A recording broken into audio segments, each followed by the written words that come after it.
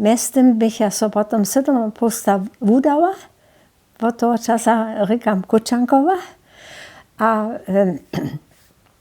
jsem ještě dělala hač do 9 a posta, potom mějach mačerný dovol, jsem trudy tež na honorár doma nešto dělala. A jako první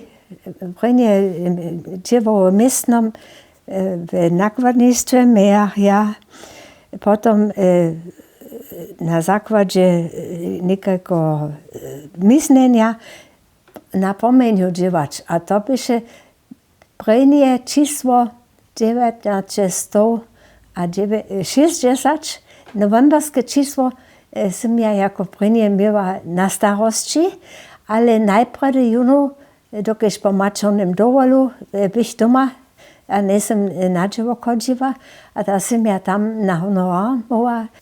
Ja jsem byla zamovita za řeč, za delnjosrpsku řeč. Ja jsem přeložovala te přinožky, kotrež staj najprve Ruta Kunčic a potom Gerhard Lipš vůbětavoj.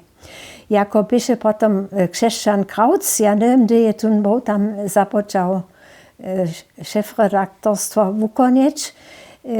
Tun chceš Jace činč a Jace mieć za delnjus Łužicu a tuž je on spytał, albo me prosil, so bych ja so mohla přistajić, a jsem byla zamovita zawsze, nic jenož za převožk, ale za zestajenie čísla a tak dále.